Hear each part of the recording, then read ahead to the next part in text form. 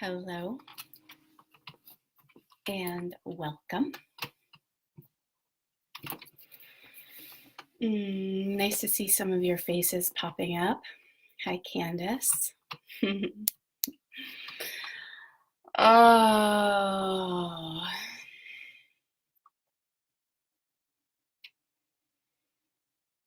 just taking a moment actually to, I don't get to be with you in the same way, even if we were on video together, it would be a little different, but I'm just taking a moment to be with those of you who are joining live. The more that I have done work in the virtual space, the more I really realize like how we are together, even when we're in virtual space. And it's an odd reality of the time we live in. Total tangent, and then I will actually get down to the topic. And of course, if you can't hear me, just wave wildly, let me know. I have a little head cold, so I might sound just a teeny bit funny, but I want to make sure you can hear. But my boyfriend gave me, hi Helen, oh my goodness, so beautiful to see your face pop up. My boyfriend gave me a book called The Revenge of Analog, and I was like, he gets me. So a big part of me is actually very resistant to change and technology, and I'd rather paper books and all these kinds of things. But I simultaneously also really I appreciate the ways in which technology allows us to connect. And I actually see, in a way, this is such a tangent, but in a way I actually believe that there's ways in which the technology that we have now is mirroring the truth of who, like, our capacity as beings.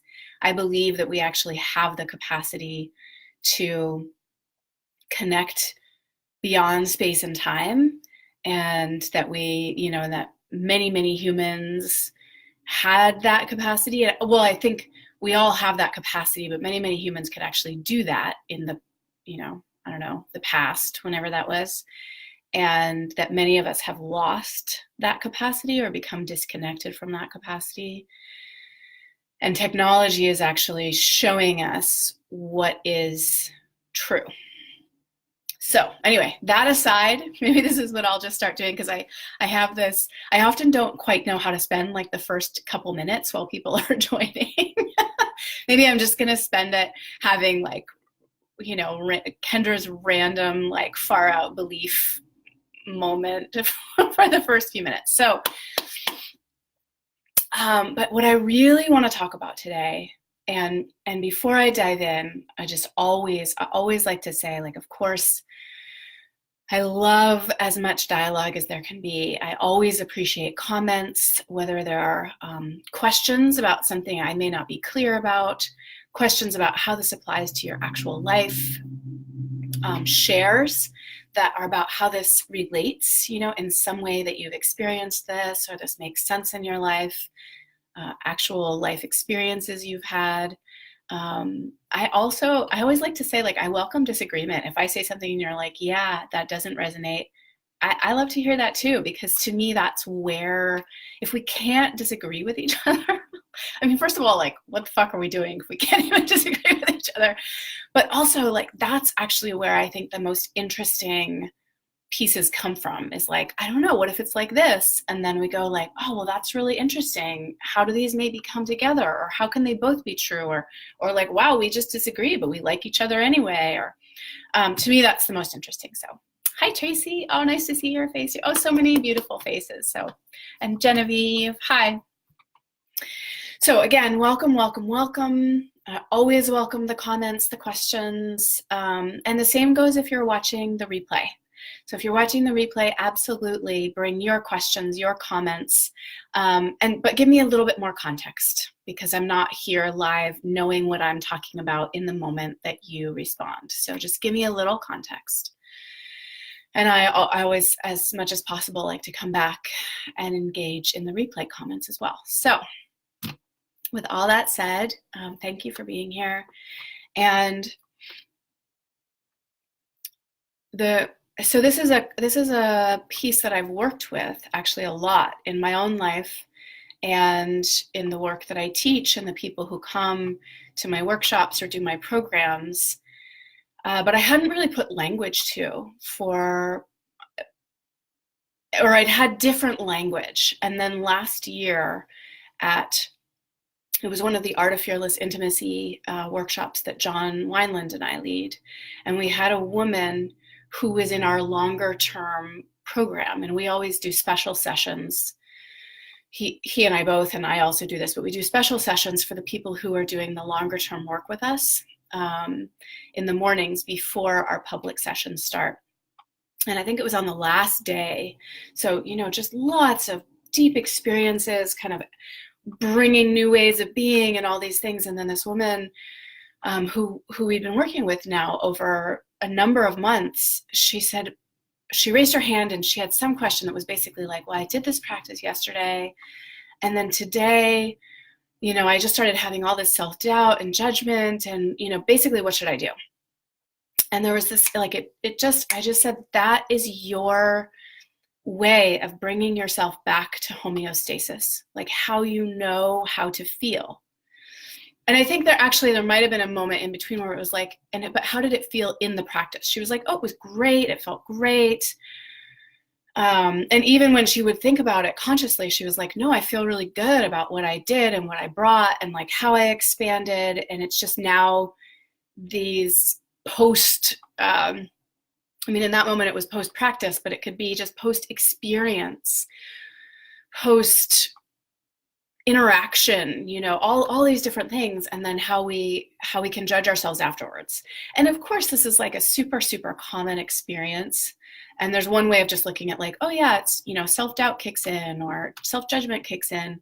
But I also, again, there's this moment I said, that's one of your ways of bringing yourself back to homeostasis.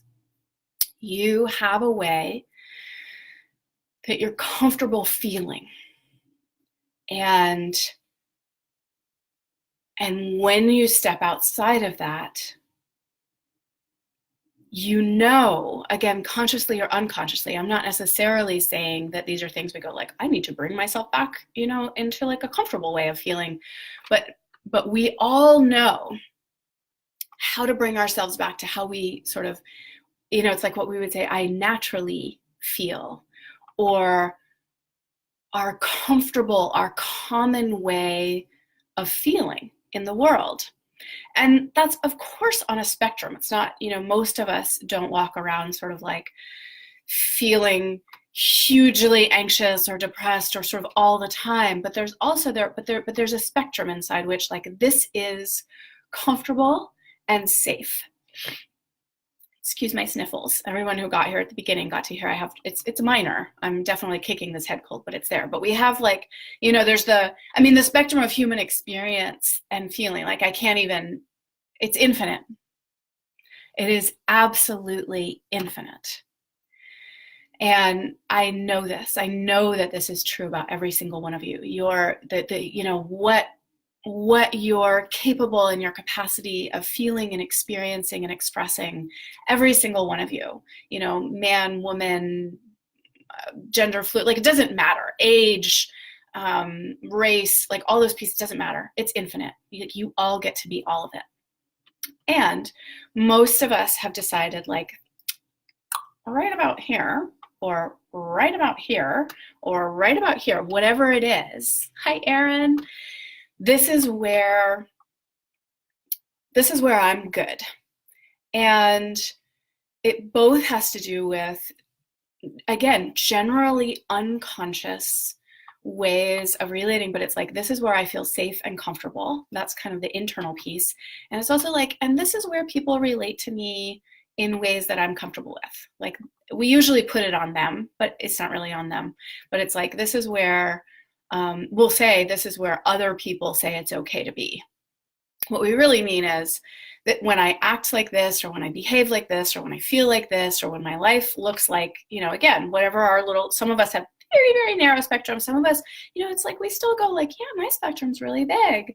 but we can still bump up against it. You know, we really take on growth. We do some big new thing, again, whether it's in the realm of personal growth, like doing a whole program or taking a weekend workshop or climbing Mount Everest, you know, or I don't know, just even learning how to rock climb. Like that could be a huge thing, or learning how to surf, or some experience that's outside our range.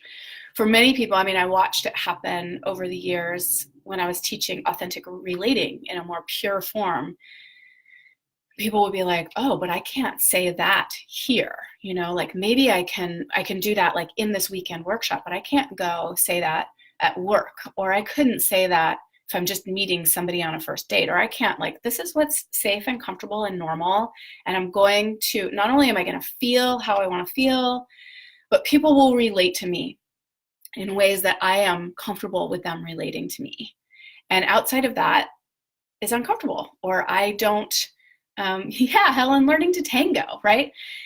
So to go back to this original story, you know, this woman in this program, again, like she actually had a pretty wide range. Like many people on the outside would be like, oh, your range. But she expanded beyond that. And she was really moving into places that were less common for her.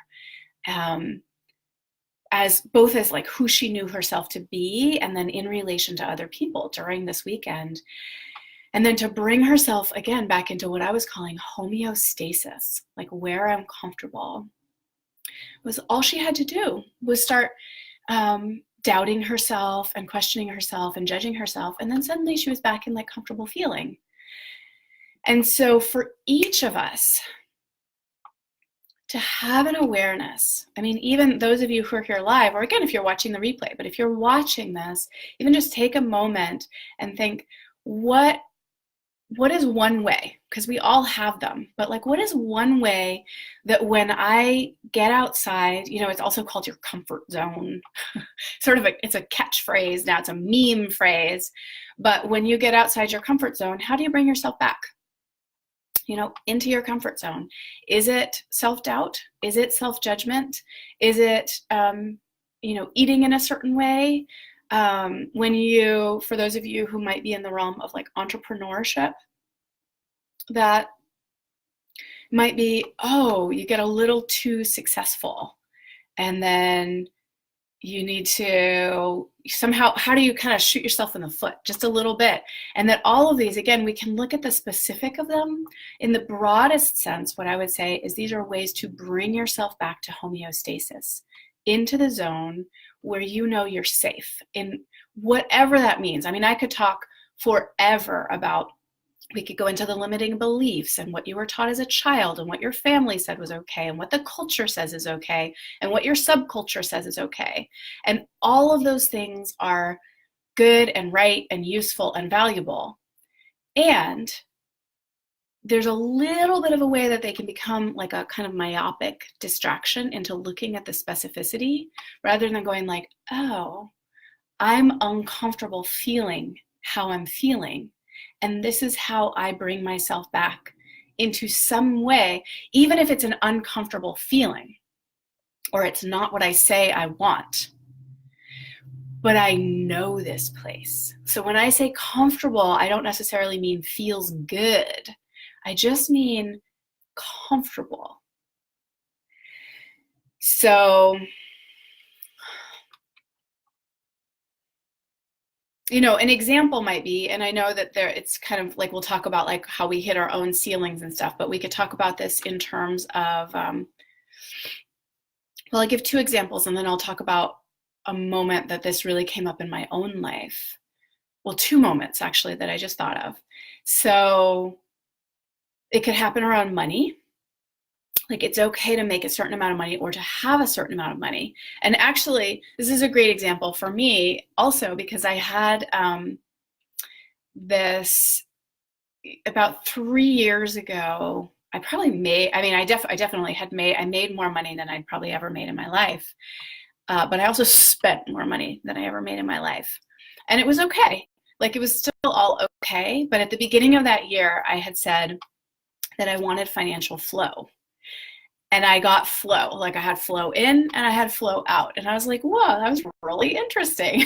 And even in the terms of, this what I'm calling homeostasis, was that part of the way that I even noticed this was happening is that my bank account stayed at exactly the same amount for like almost a year. And I was like, wait a minute. And it was like a good solid amount. So it wasn't like I needed to worry, but that's homeostasis. That's like, again, like our body temperature. What are we, 98.6 or 96.8? I don't know. I get those last two numbers confused all the time. Whenever I take my children's temperature, then I have to look up what our temperature is supposed to be, because I'm never sure how I'm reading it. But that is neither here nor there. So that's like, that maintains something. That's a maintaining. And so I got comfortable having a certain amount of money. And then even though I kept having money come in, the exact same amount kept leaving, because like I stayed right at that spot. And then in the area of, again, it's just about like our relating, or what we're comfortable with. Often this happens when people receive compliments or acknowledgments. Again, we talk about it in the specificity about how we deflect and we're not comfortable with that. Again, ultimately, if you actually broaden out, what that comes down to is, I'm not comfortable feeling this. This is not where homeostasis is for me. Like, to feel really good about myself would actually be somehow dangerous, rather than like, not horrible about myself, but just a little over here. This is actually safer in some way. And so, like, all the work that I do, the very first piece, I believe, has to do, it's what I call getting right with reality. And it's before any attempt to change anything, act in a different way, bust your limiting beliefs or something. It's just go like, what is it? And even to start to notice like, oh, so this is the area that I feel comfortable in. And even to name that and start to be able to see what that is. And then notice, again, without necessarily trying to change it, but go like, oh, so this was this moment when I felt out of my comfort zone. And this is how I brought myself back. And there's a way that it's, we talk about kind of being kind to ourselves or compassionate with ourselves. Mostly I think of that as being truly neutral, rather than like, it's okay, you just keep being you. You're great just the way you are. Which is kind of, first of all, it's kind of fake, but it's also kind of bullshit. It's like, we are all great the way we are, and we could all use some improvement. But the neutral mind actually says like, oh, this is where I'm comfortable. This is where I stepped out of that. Like, I grew in this way, or I expanded, or I brought a new way of relating.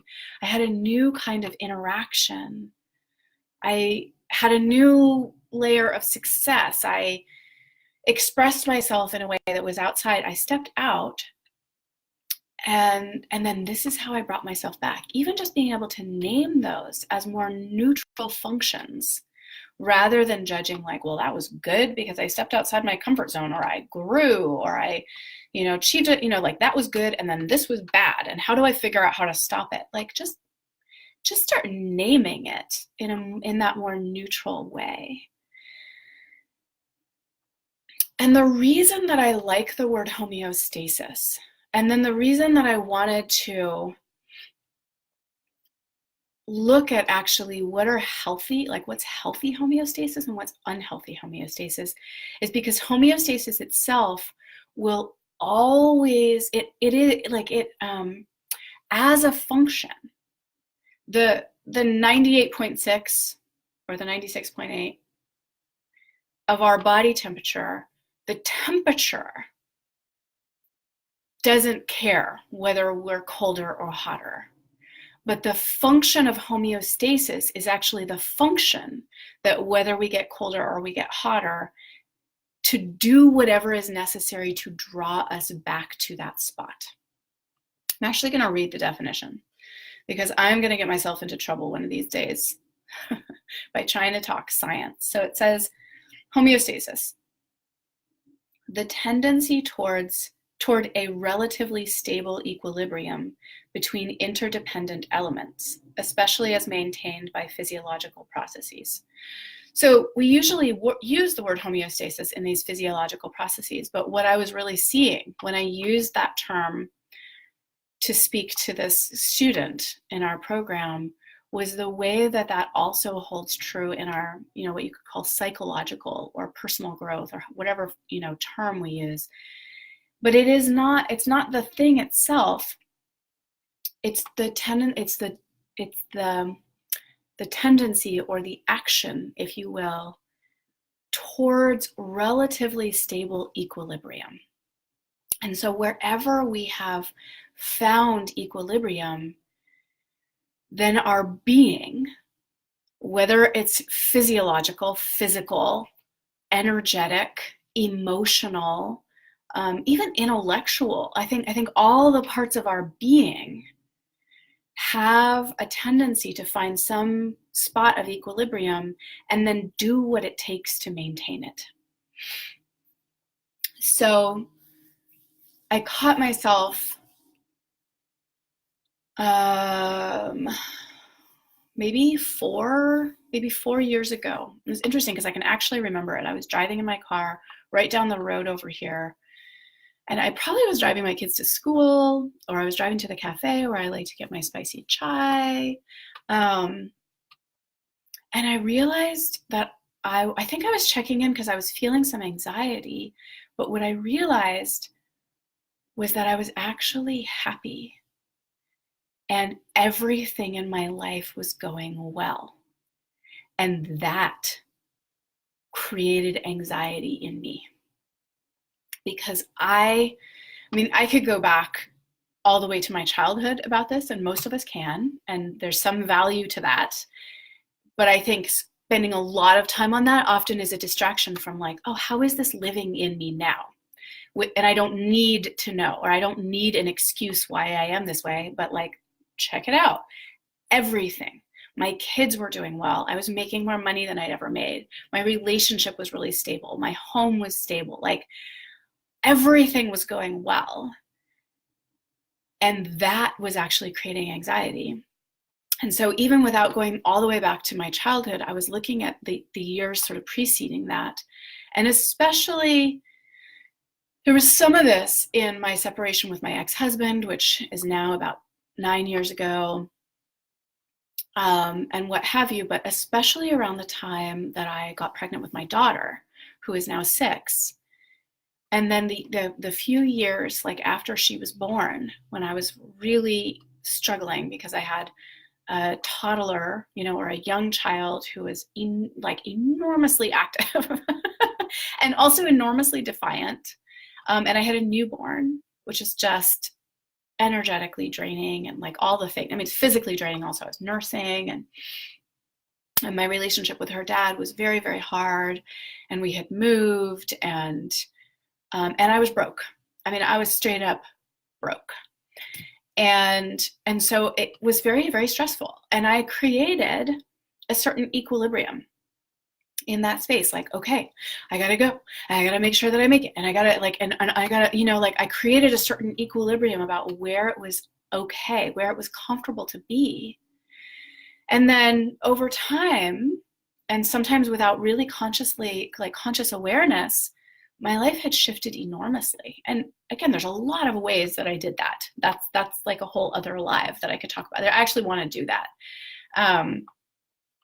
But ultimately, I had shifted from this to this whole other range.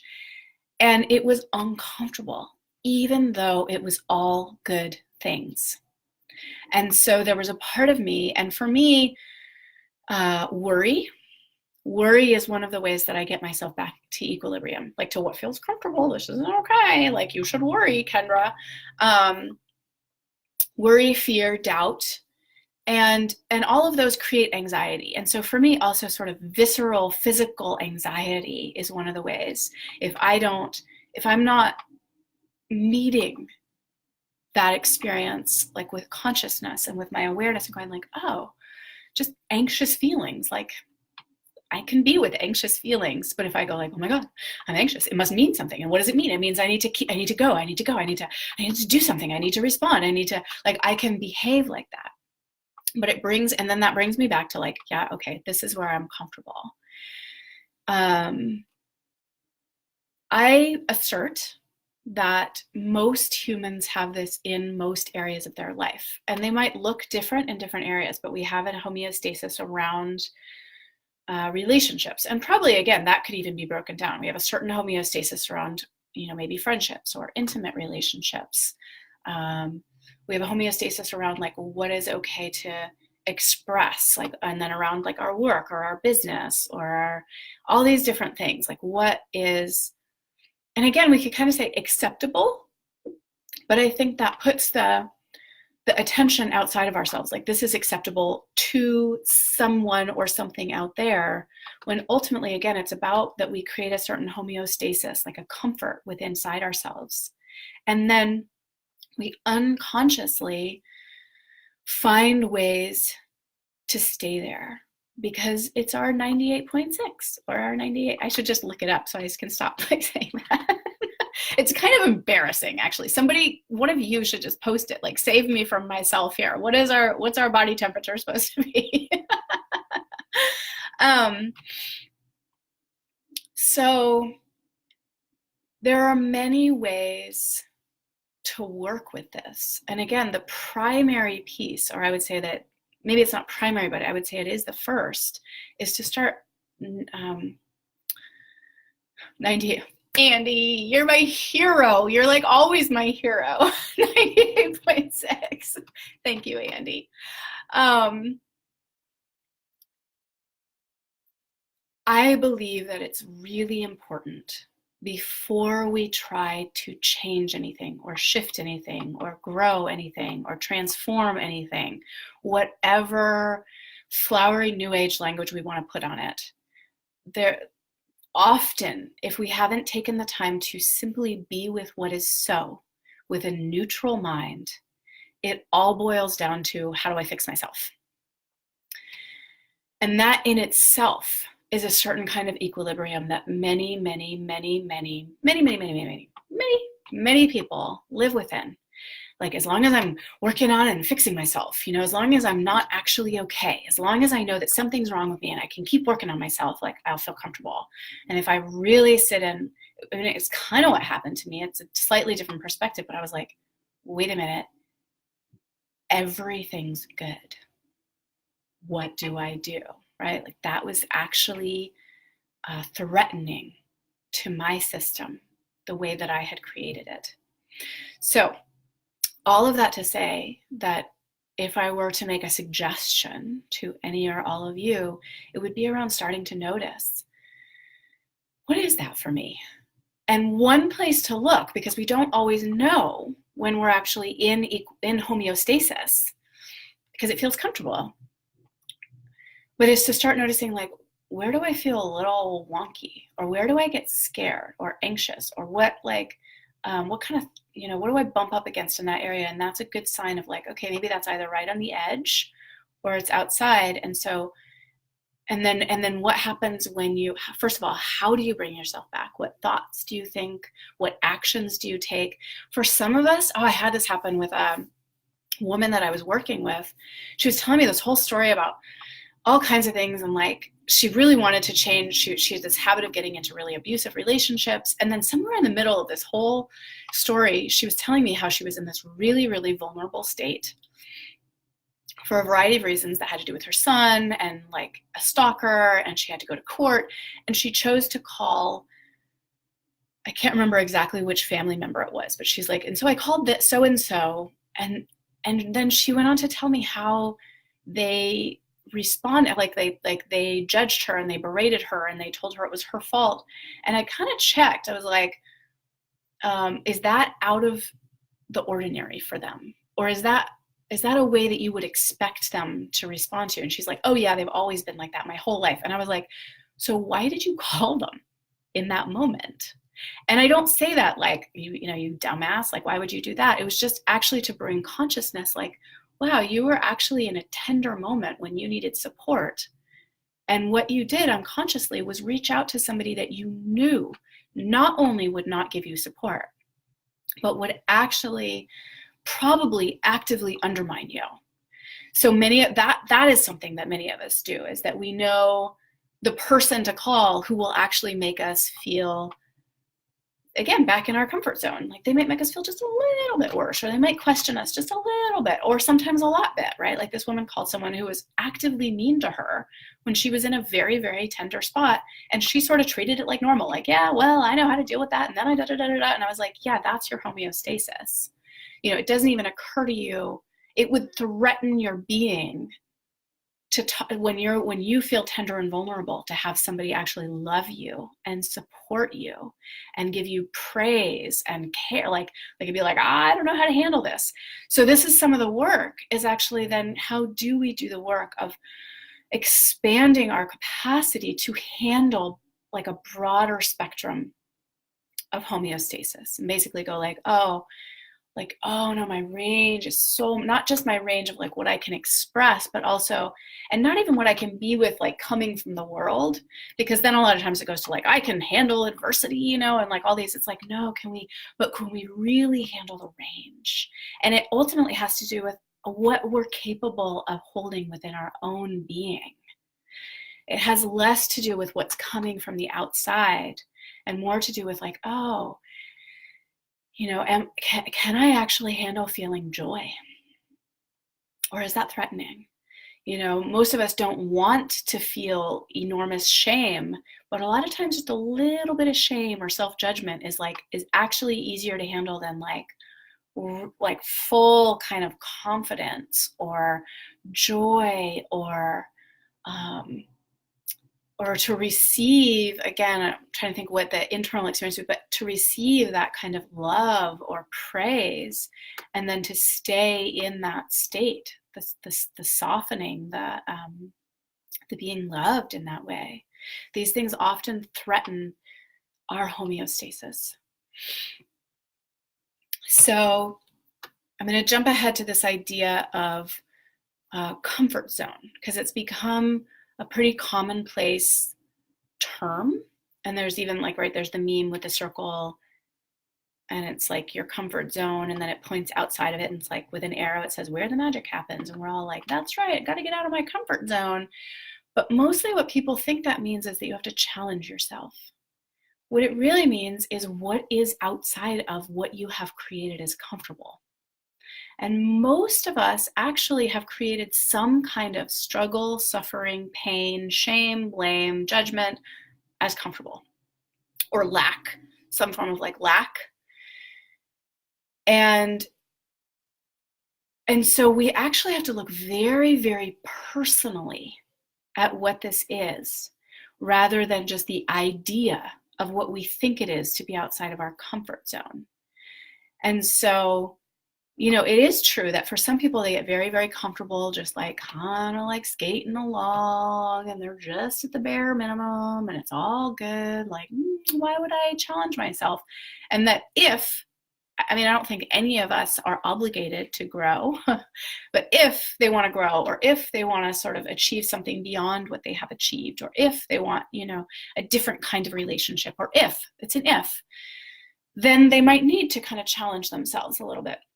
However, I see more and more and more people where it's more in that realm of they're comfortable with a certain level of judgment, or they're comfortable with a certain level of lack, or people where it's like a certain level of chaos, right? They're always challenging themselves and doing the next thing, but their life is in that constant state of movement and some level of chaos.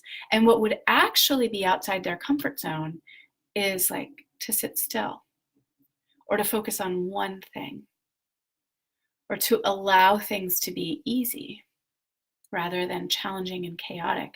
And that you'll watch people, if you actually, you might watch yourself. I've definitely done this, but you might watch yourself, you might see it in people that you're close to. And it is not our job to point this out to other people unless they have asked. Just got to get that out of the way. But you'll see wow, I, you, we, whatever it is, it's actually can't be with it's good and easy and simple. that threatens my sense of being. So today I actually have a bit of a limited time, so I'm going to wrap this up. But I really want to put in this piece. I wholeheartedly believe that as humans and as we come into this world, or in some way it's like, actually I believe it's like our soul comes into this world, because some of this I believe happens in the womb.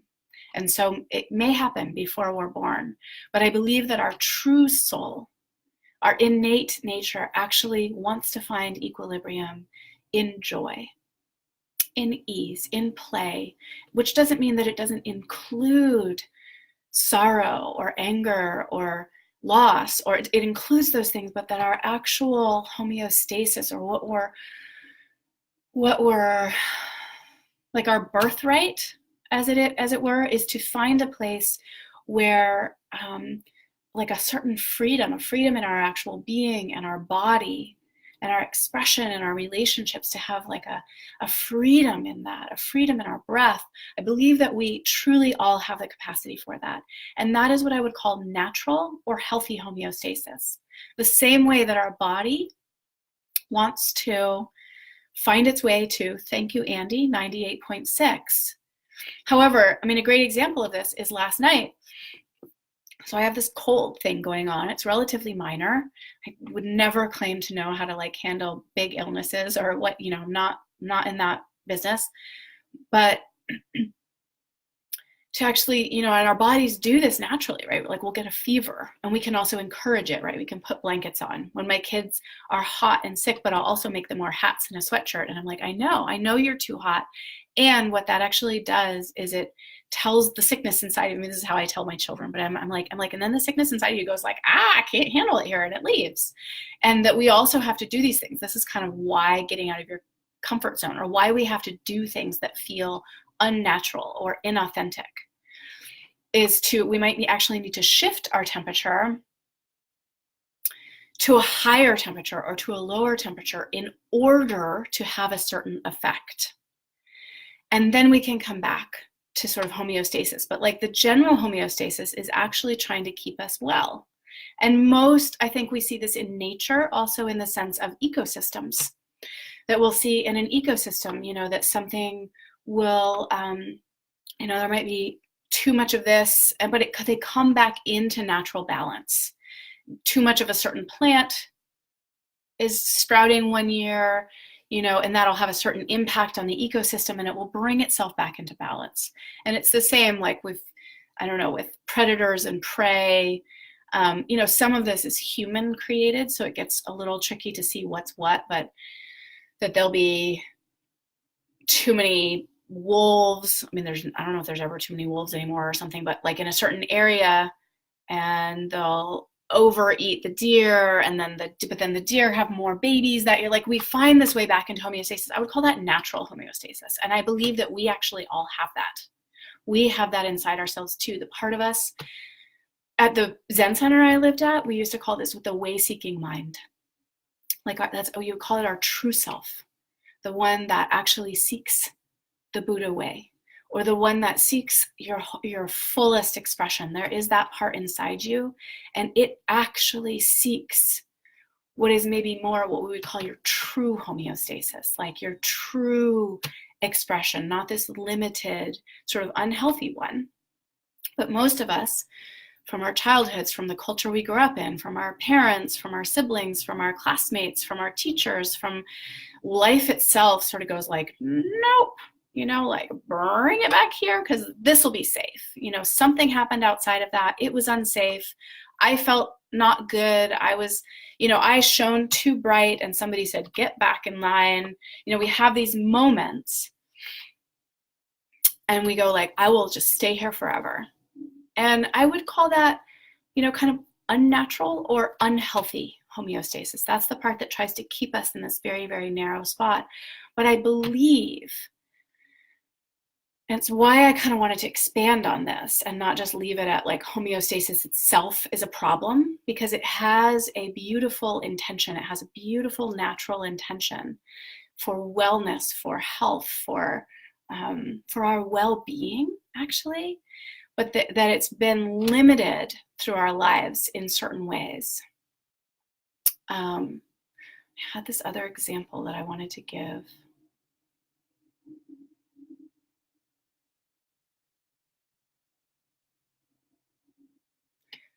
Well, I'll close with this. I guess to link it to that is really this idea of, so we have this idea of getting outside our comfort zone, but then many of us are also very addicted to this idea of like, what, that's not me, or, well, that's just not authentic. And then we don't want to do things that are out of our authenticity.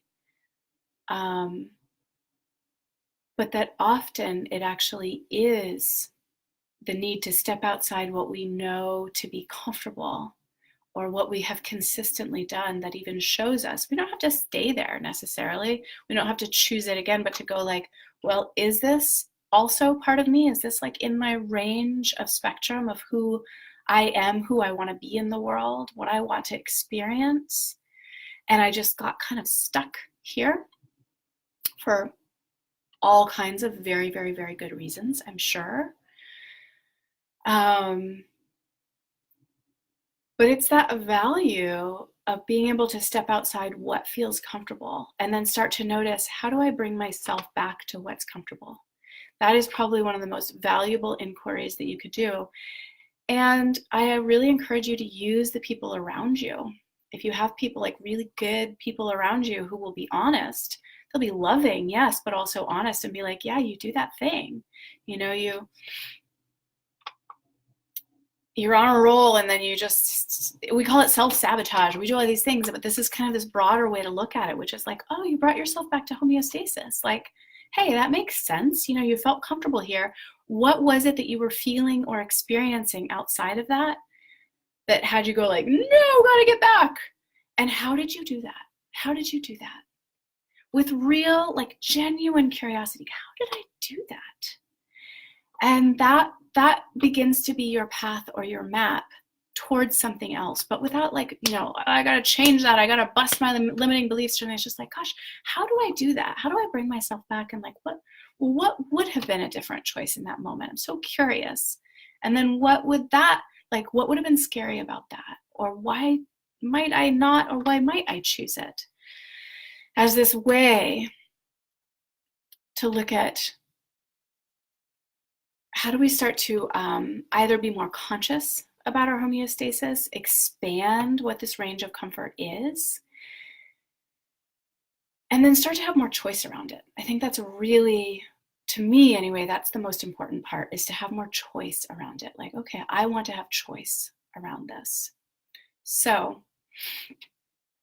in closing, thank you for those of you who were here live. For those who are watching the replay, thank you for your attention. Please bring any comments or questions you have. I'd love to see where this resonates, any thoughts that you have. And for women, anyone who identifies as a woman, I invite you to come join me up on land near Mount Shasta this May.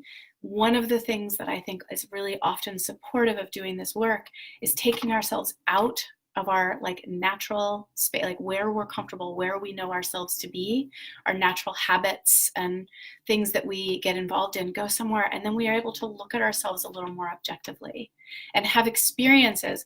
Being on this land at Mount Shasta is not supposed to be like challenging to get you out of your comfort zone. It's actually quite lovely and easy to be there, but it is different. It'll be experiences that are not the ones that we're having typically day to day, in a way that ultimately allows us to go like, whoa, so what can I see more clearly about myself because I'm not in my natural habitat that I choose on a day-to-day, or that I don't even know if I want to use the word choose. Most of us don't choose day-to-day. Actually, we just habitually fall into patterns. And so being outside of that actually gives us a chance to choose more consciously. I love you. I've got to run. Ciao.